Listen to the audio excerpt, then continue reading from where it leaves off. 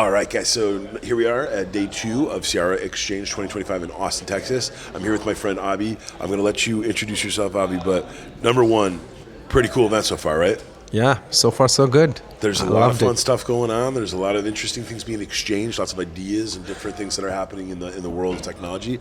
But you take the mic, my friend. Feel free to introduce yourself to the CX Nation. Sure. I lead the digital assurance solutions practice. I am a director at Canada Life insurance company, and my primary focus and mandates are on technical solutions, implementation and rollout. More on the strategic side of the practice. So dealing with a lot of vendors, suppliers, their tools, how it fits into our landscape, and then understand more like what kind of ROI that we are gonna get, and then slowly and steadily, right, roll out those solutions to our different line of business, so that our end users and customers and consumers are going to get benefited out of that, right? That's fantastic. So number one, you spend time thinking about and working on a place that so many companies, it takes them years or it takes them a long time to get to the point where they're able to have someone like you that's really honing in on how to build a roadmap and how to think about all the different capabilities of a product or a service, or how to think about connecting all of these, let's call it what it is, these complex or these complicated technical pieces. Absolutely. And then the last thing is like, you guys are, you work at a very large company, my friend, that there's got to be a ton of things every single solitary day that you're trying to sort of piece together, socialize, try to create answers or to create new information or tribal knowledge for. So pretty cool space and place that you're in. Thanks. I think, my approach is always start small and stay small, right? So, like you mentioned, Adrian, that it's a big company. There are lots of guardrails, there are lots of checks and balances, policies, governance, and whatnot. So my focus is how to navigate, right? Yeah. And that's why I love to say it's a strategic compass rather than strategic roadmap, right? Yeah. Because the compass actually lets you navigate through the complex roadmap. Yep. And that's a very key point, that how can I make my consumers and customers' life easy? Yep. So my focus is always customer centric, customer focused, because the customers are the first, and then how do I solve their problem? That's my primary focus. I love it. Do you mind me asking you, Abhi, how'd you get into this type of work? What was there a couple early stepping stones in your career? Were you always drawn to trying to help kind of navigate this whole space? What brought you into this whole sphere?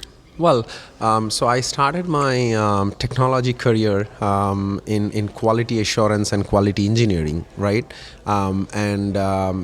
Quality is the end all and be all, right? Because we are all working together, right? Be it development, business analyst, right? Product management, quality assurance team, all looking for that one goal, which is the quality. So very early at my career, that strikes me a lot, right? That how do I go there, attain the quality for my consumers and customers? And that was more like a stepping stone for me, right? That trying to understand all aspects of the entire software development lifecycle as well as software testing lifecycle, right? And with the evolving technology and different trends in the software, how can I quickly learn and apply those, on my day-to-day work, right? So that's how it's all started, and then here I am with navigating a a career which is full of surprises sometimes, right? But I love to do what I do. All right. That's amazing. What you just said, so following a whole customer life cycle, a whole customer journey. So Abhi, we spend a ton of time with our clients at CXChronicles, really kind of helping them think about not just understanding all of the nuances or all of the granular pieces of a customer journey, all the way from awareness to consideration to conversion to onboarding to account management to loyalty and retention, and then rinse, wash, repeat. But when you just said thinking about it more from a technical perspective, and then you also said thinking about what the life cycle of the testing piece looks like, how does that work in that type of a play? Are you literally following along with the overarching high level customer journey, say of Canada Life, and then you're figuring out along the way where are the shortfalls? Where are the gaps? Where are the customer consternation points? Where are the technical consternation points? Where are and then employees too? Because I know, you talked about this the other day before we got to Austin. Like, employee experience is a big part of this too. Making sure that you know what are the things that drive our own team crazy. Let alone if it drives our own team crazy, it probably drives our customers crazy too.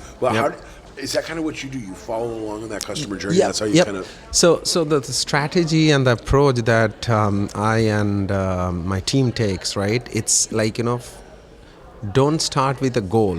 Start with the customer gaps, right? Okay. So in every organization like us, right, we all have some gaps exist, right? Absolutely, 100%. And the gaps could be in 3 different P's. I call them 3 P's model. Okay. It's people, process, and product, Okay. which is again, in other words, people, process, and technology, Sure. right? Yep. And it's always, for me, is people over process over technology. Okay. So I look at things from a people first. Do we have gaps within our talent and skills and experiences? I look at different processes which will drive different sort of success criteria, like innovation and stuff like that. And then comes the technology or the product piece, because then you basically know that what are the gaps you have in your people and process, and how technology will come and solve your problem. Because for me, technology is an accelerator, is not the creator of momentum, right? Yeah. So that's how we start creating those gaps, and then put those gaps as part of our strategic compass, which is strategic roadmap, right? And then we create small, minor, major milestones, right? And then we basically try to find out from market analysis that what are latest technology trends, right?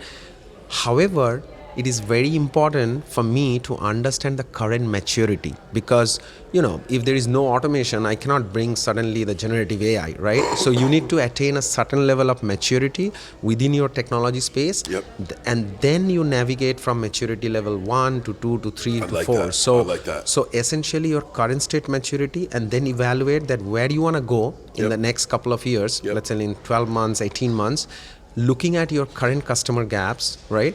And then you solve the problem through technology. So technology for me is always an accelerator, not a creator of momentum. I love hearing you say that, because I think one of the things I've been talking about a ton on the podcast, probably for the last several months, if not for the last 6+ months now, is I promise, and all my listeners, as much as I love technology and as much as we all love it, and come on, we're living in one of the best times that you could live as a human being right now. Life is pretty darn easy if you're smart, and if you got an iPhone in your hands, you can do anything you want, right? But the one interesting thing that I'm so glad that you brought up, and it's important hearing it from someone like you that's an expert in the space, which is, it's also become really easy for companies of all sizes, small businesses, mid-market companies, enterprise companies alike, to almost kind of over-index or overvalue, you know what? Yeah, those gaps, those problems, there's a piece of technology for that. We'll just go pull this piece of technology. But that's not always the right way to start, number one. Number two, and again, as much as I love technology, I know that we're at a technology event right now with a bunch of our friends. We've all made our whole livings and our careers in technology, so I'm not hating. But what I am saying is, there's more and more reports that show and suggest companies globally are already spending over $1 trillion a year on software. The best companies on planet Earth, the Microsofts, the Googles, the Metas, and so on and so forth, they're barely utilizing their tech stacks at a 20 to 30% utilization rate. Exactly. Then you got people like Abhi coming on the show who does this every single solitary day of the week and saying, common for gaps getting identified as one thing, but then to kind of, I'm going to rephrase your comment there, but the technology is not going to create the momentum. It's just another thing that comes in that we have to apply. It's still going to be people and humans. Working with customers, working with developers, working with your internal team to figure out what types of things actually need to happen before a piece of technology ever might be able to come in and actually start to solve problems or create the new fix for it. I resonate with that concept all the time. It's like I said again, it's people over process over technology. See, there is a term, I don't know, Adrian, you know this. It's called Homo technologicus. Okay. Just like a Homo sapiens is human. Yeah. So Homo technologicus are like, we are all Homo technologicus because we are so attached to the technology, Absolutely. right? So like you mentioned, right, that there is a gap, there is something that you want to solve, right? And as part of your solution, you start with, oh, I know there is a tool, there is an utility, there is a framework that exists somewhere. I'm just going to bring and try to fit in. No, that's not the way to solve the problem, because your landscape is different, your maturity is different. So you need to have a very good hold and idea about what's the maturity you have and where you want to go. And then it's very important to have quick wins, right? Because my focus and mandates are at an enterprise level, right? But that doesn't mean that all the line of business have the same level of maturity that I can bring a solution, I can bring a tool and apply across the enterprise. Absolutely. So I need to basically play accordingly, like based on the different maturity level, right? And then once I have some quick wins, then I can create that business case and then show the benefits to the other line of business. And that's how you actually leave from, in my term, is good to great to build to last, right? So I love it.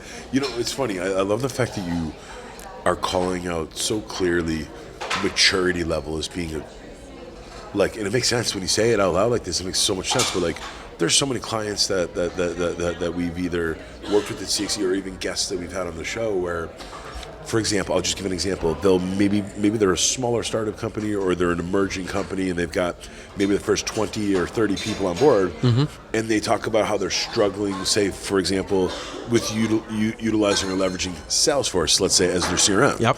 And one of the things that me and my team will get into, we'll say, well, let's talk about Salesforce. So, for example, who on the team internally is there literally to help make sure that every single day things are getting updated, things are connected, information is actually hitting the right points, reports are being created, updates are... Oh, well, nobody. I do that myself. And then we'll say, oh, well, you're the sales leader. Yeah, I know. Aren't you on phone calls with customers and new potential customers all damn day? Yeah. Well, then how are you going to be the individual that's able... So, when I hear maturity, even understanding how to... which technical solutions are most ripe depending on which maturity stage you are in business, right? The tools or the SaaS solutions that might be prime for a startup are not the same tools that are going to be ripe for a Canada Life, for example. Exactly. So I love that you're kind of calling out the maturity phases. And that's how it always works, right? If you look at different organizations, some organizations are open source heavy tools. Some organizations are still with the license-based tool, right? So depending on the length and the breadth of the company, I think it works. And sometimes, you need to have a hybrid strategy, right? So where you are going to work with certain open source solutions that works for you. You are going to work with certain license-based solutions because you need to look at your end users, right? What's the value that you want to give it to your consumers and customers end of the day? And I think this is why I focus a lot on the productization, right? So I'll give you a quick example, right? Whenever there is a product launched in the market, and it could be a retail product, a health product, or anything, right? That product doesn't actually solve all the customer problems at the start, right? There is a specific customer base on the basis of which the product is launched. And then very important part of a productization is the customer feedback loop, right? So as soon as you get new customers buying your product and then they're giving you feedback, you basically creating your backlog to go to the next maturity level of that product, and then you relaunch the product or you change the version, right? Same concept with the technology, because when I create a strategic solutions, I know my customers and consumers, but that doesn't mean that I'll be able to solve the entire enterprise problems, right? And that's why I'm stressing a lot in terms of that maturity and then getting the customer feedback and then make changes to your product and relaunch it, right? Roll it out. And this all goes by that 3P model, which is a productization and product factory model. Yeah, this is so well said. And it's funny because whether people appreciate or they understand the value and the criticality of getting constant feedback from your customers, feedback from your employees, feedback from your partners. There was a guest that we had on recently who said something, you'll appreciate this, that I'd never heard before. He talked about the voice of builder. And so it was really interesting because everybody here knows about VOC or VOE or VOP, even VOP, voice of product. Yep. But he was a leader of a large engineering team, and he was talking about, Adrian, but what's important is also to make sure that across all of those other ways of gathering information and assessing information, he said, we always use the VOB as a way to be able to take all of these different sets, and then we go back and we organize. So when you just said, like, some of these things are just backlogs for the V2 or the V3 version of product X or product Y or service Z or whatever. That makes a lot more sense in terms of how, because you have there's almost a different cut, there's a different sense of understanding, and there's a different sense of the technical to-dos when certain people see information from a piece of customer feedback than say when somebody like myself looks at it. Right? Yep. So I think that's fascinating. Avi, what were the big things you were excited about being here in Austin for this week? I know that we got all these incredible leaders and all these awesome customer-focused business leaders, all these different great leaders from different companies. What were you most excited about to come here to learn and to exchange this week in Austin? Sure. Well, I think we just did a big migration project from our on-prem platform to AWS, Amazon Web Services. How was it? For How our did it go? contact center. Oh, that went fine with, of course, some initial hiccups, and that's where my engagement with Cyara started, right? Where we wanted to get some CX automation tool that'll give us the customer experience, because the scope was huge, the time was very limited, and we wanted to run everything automated, right? And we didn't have an automated solution, right? And that's when I went to the market, did my research, and did some analysis. And Cyara, of course, is a kind of a game changer for us, right? Because they came and they solved the problem.